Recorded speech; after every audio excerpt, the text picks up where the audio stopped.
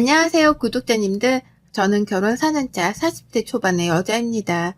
얼마 전까지 직장을 다니다가 임신을 하게 되며 퇴사를 하고 쉬고 있는 백수이기도 하고요.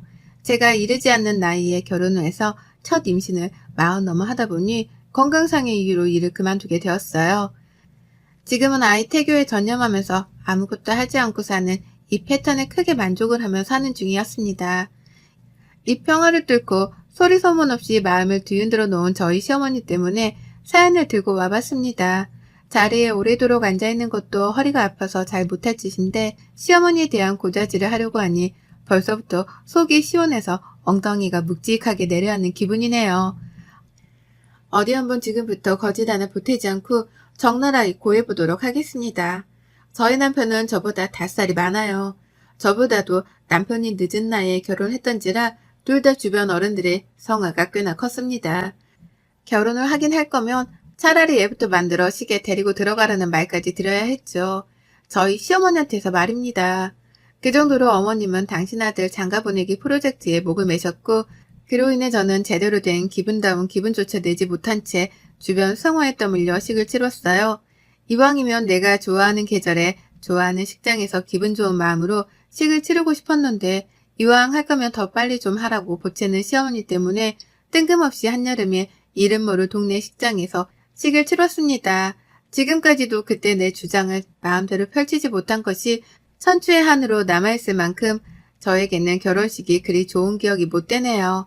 아무튼 이때 일을 계기로 저는 우리 시어머니의 성질이 꽤나 급하시다는 걸 알았습니다.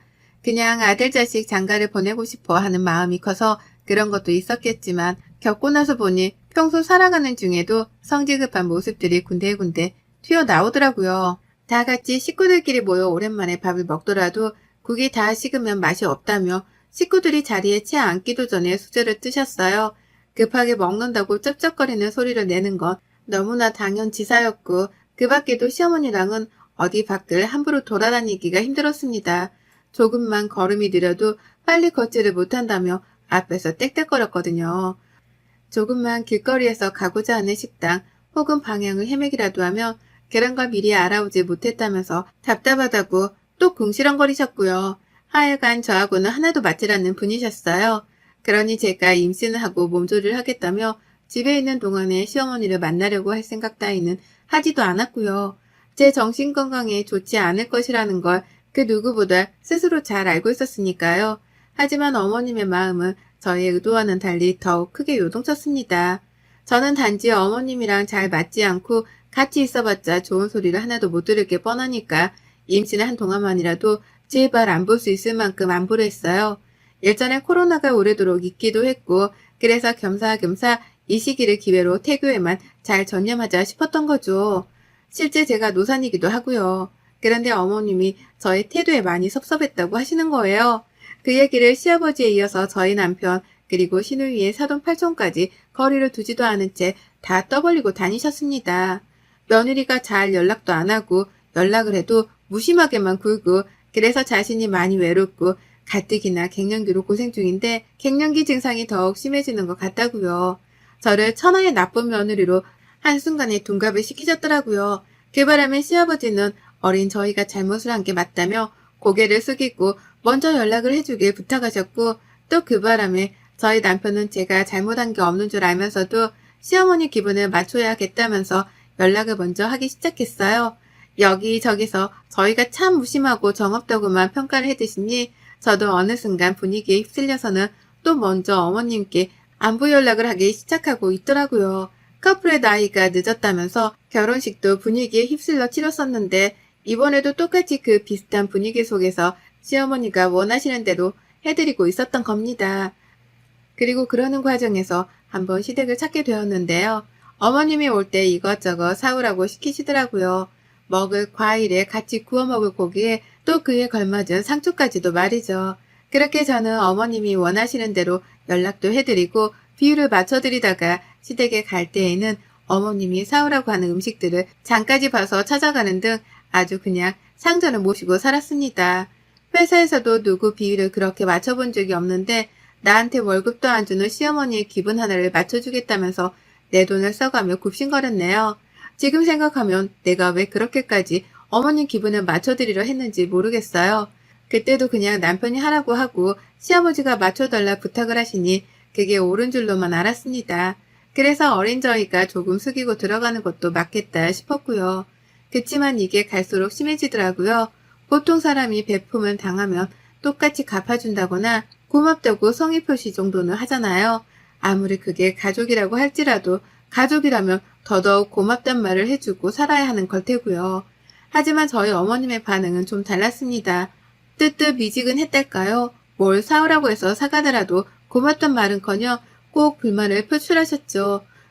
왜 이것밖에 안 사왔는지 혹은 저렴한 걸로 일부러 골라 사온 게 아니냐며 핀잔을 주시며 말입니다. 하루는 어머님이 말도 없이 집에 찾아오신 적이 있었어요. 그냥 제 뱃속아이가 궁금하다고 하면서 남편 퇴근 시간에 맞춰 오셨더라고요. 집 앞에서 남편이랑 먼저 만나서는 말이죠. 그런데 집에 들어오자마자 저한테 카드를 달라 하시는 거예요. 왜 그러냐고 물으니 집에 냉장고가 텅 빈 것 같으니 본인이 직접 장을 봐와야겠다는 겁니다. 그 말을 듣고 처음에는 너무 감사했어요. 우리 집 냉장고 사정을 챙겨주려 하는 건가 싶어 1초 정도 놀랬었죠. 하지만 이내 묘하게 기분이 나빴습니다. 제가 분명 전날 장을 봐오기도 했었고 제가 다름 아닌 임산부인지라 저희 남편이 저희 집 냉장고 하나만큼은 비지 않도록 매일같이 확인하고 채워주길 반복해 왔거든요. 그런데 갑자기 냉장고가 텅 빈 것 같다니 뭔가 앞뒤가 맞지 않아서 쎄했던 거죠. 하지만 눈앞에서 제 카드를 정확히 꼬집어 달라고 하는 어머님께 안 주겠다는 거절을 할 수는 없었습니다. 그래서 제 카드를 드렸고 어머님은 그 카드로 집 앞 슈퍼에 가서 남편이랑 같이 장을 봐오셨는데요. 주에다 동네 약과 과자에다가 뻥튀기, 딸기, 아이스크림 등 제가 좋아하지 않는 것들만 담아 오셨더라고요. 남편이 같이 갔었기에 제 입맛을 잘 알았을 텐데도 제가 싫어하는 것만 잘도 골라오셨답니다. 그리고 전 그제서야 알아차렸죠. 어머님이 그냥 내 카드로 내 돈을 긁고 싶어서 장을 봐오겠다고 하신 거라는 거 말이에요. 우리 시어머니는 그런 분이셨습니다. 퇴직을 하고 난 후에는 퇴직금도 받았을 거라는 말까지 하면서 제 돈을 더 써야겠다는 뉘앙스도 잘 뱉어내곤 하셨죠. 그런 어머니 앞에서는 쪼잔하다는 소리를 들을까 싶어서 입을 다물었지만 저도 나름 화풀이를 해야겠다면서 열심히 남편을 몰아세우곤 했습니다. 그러면 남편이 시어머니를 대신해 저에게 사과를 해주긴 했거든요. 그걸 보며 저는 화를 삭히곤 했고요. 그러다 얼마 전 제 생일이 있었는데 그보다 앞이었던 한 달 전에 시어머님이 또 연락을 하셨답니다. 집으로 오겠다고 하는데 도저히 시어머니랑 같이 있기가 힘들 것 같아서 몸이 아프다는 말을 했었어요. 그리고 이건 사실이었습니다. 가뜩이나 노산인데 평소에 시어머니로부터 알게 모르게 받는 스트레스가 커서인지 배가 너무 땡겨서 병원도 갔었고요. 절대 안정을 취하라 하길래 남편을 출근시켜 놓고 내내 누워만 있었어요. 혹시나 싶어서 남편을 출근하는 길에 먹을 걸 침대 옆에다가 쌓아놓기까지 했고요. 그랬기에 저는 시어머니를 볼 힘도 없었고 몸이 안 좋으니 다음에 와달란 대답을 드리고는 전화를 종료했습니다. 그런데 이런 제 말에 시어머니가 시아버지께 이상한 말을 돌려 전했더라고요. 며느리가 자기 보기 싫어서 오지 말라고 딱 잘라 거절을 했다고 말이에요. 그 바람에 시어머니 사랑이 대단한 시아버지는 또 아들한테 전화를 해서는 그러지 말라고 어디서 그런 걸 배워왔냐며 저를 대신 돌려 까셨고요. 남편은 집에 와서 저한테 하소연을 했습니다. 자기 엄마 때문에 미치겠다고 말이에요. 그리고 전 이 모든 상황을 지켜보고 또 여러 번 겪어보며 제가 해야 할 일을 알았습니다. 지금까지 해왔던 것처럼 또 굽신거리며 시어머니의 비율을 맞춰드려야지만 이 상황을 잘 넘길 수 있다는 거 말이죠. 늘 어머님은 우리가 굽신거리면서 미안했다고 사과를 해주길 바라는 분이셨기 때문에 이번에도 역시나 저희가 잘못한 건 없었지만 잘못을 한 입장인 것 마냥 숙이고 들어가고자 했어요.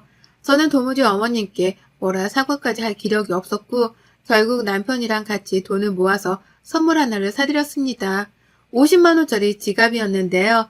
그것도 시어머니가 오래전부터 가지고 싶다고 노래를 부르는 브랜드의 모델이었어요.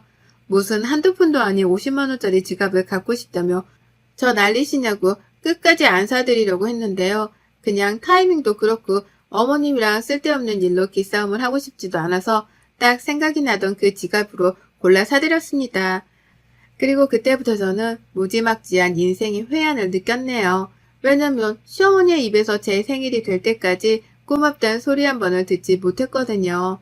아들이랑 며느리가 빠듯한 형편에 돈 모아 지갑이라도 사들이면서 기분을 풀어주고자 하는 모습을 봤으면 적어도 고마웠다고 잘 쓰겠다면서 웃어주기라도 하는 게 사람이 할 도리잖아요. 적어도 인간관계를 맺고 살아가려면 그 정도의 성의나 모습은 보여야 하는 거잖아요. 그런데 어머님은 선물을 받고서도 가장 먼저 이렇게 말씀을 하시더라고요. 참 일찍도 사준다 니들 라고요. 그러면서 남편한테서 지갑을 받아 채갔다고 하더라고요. 남편은 그게 또 섭섭하고 화가 나서 집에 오자마자 제 앞에서 하소연을 한참이나 했었고요. 아무튼지 간에 뭔 행동을 하더라도 저랑 맞는 건 하나 없었습니다. 제 마음에 들게 행동을 하신 적도 단 한 번도 없었고요. 언젠가 시어머니랑은 갈등이 커져도 커질 뿐 절대로 줄어들지는 않을 것이다 싶었는데요. 그래도 이왕 선물을 사드린 김에 좋은 마음으로 베풀었다 생각을 하고자 했어요. 저는 임산부니까 그렇게 마인드 컨트롤을 자꾸만 해야 하는 입장이었습니다. 그러나 저도 사람이더라고요. 임신을 해서 감정이 가뜩이나 오락가락하는 사람 말이죠. 제 생일을 코앞에 두고 시어머니가 전화를 걸어 오셨어요. 집에 오시겠다고 하길래 괜찮다 거절했습니다. 아무도 안 보고 그냥 쉬고 싶었으니까요. 그런데 어머님이 또다시 시아버지께 고자질이라도 하겠다는 뉘앙스로 말씀을 하시더라고요. 내가 말이야 저번에도 네 시아버지가 참고 용서해주라고 할 때 죽어도 싫었는데 네 시아버지 얼굴 보고 참았다. 어디 시어머니가 간다는데 못 본단 말을 잘도 하고 있냐? 이번에도 내가 이거 그대로 네 시아버지한테 말하면 네 시아버지 속이 어떻겠어? 가만 안 두지. 라고요. 기분이 찝찝하고 잘못을 한 게 없는데도 왜인지 곧 시어머니한테 책 잡힐 것만 같은 기분이 드는 게 복잡했습니다. 내가 뭘 바라는 건가 싶어서 말이죠. 선물을 받았는데도 고맙단 말이 없고 오랜만에 연락을 해 무턱대고 오겠다고 하더니 오지 말라 하니까 또 그게 싫다며 싫은 소리를 하시고 말이죠. 하여간 종잡을 수 없는 부정적임이 저에게는 너무 크게 다가왔어요. 그러니 오지 말라고 한 걸 100번, 1000번 잘했다 싶었고 그 찝찝한 상태로 저는 제 생일까지 맞이했답니다. 별로 기분이 좋지도 않았고 생일인데 떨떠름 하더라고요. 내 기분을 시어머니가 완전히 망쳤다는 생각에 이미 생일임에도 불구하고 화는 나 있었고 좋지 못한 기분으로 남편을 출근시킨 후 하루 종일 거실에 앉아 TV만 멍하게 봤습니다. 웬일인지 밥맛도 없고 또 무기력해서 소파랑 한시도 떨어지지 않으려 하는 중이었어요. 그런데 그때 밖에서 초인종이 울리더라고요. 누가 집에 찾아온 겁니다. 솔직히 놀랐어요. 그리고는 이내 잠깐 생각했죠. 우리 남편이 생일이라며 보낸 선물 택배가 도착한 게 아닐까 하고요. 어느 여자든 솔직히 이런 선물을 내심 바라곤 하잖아요.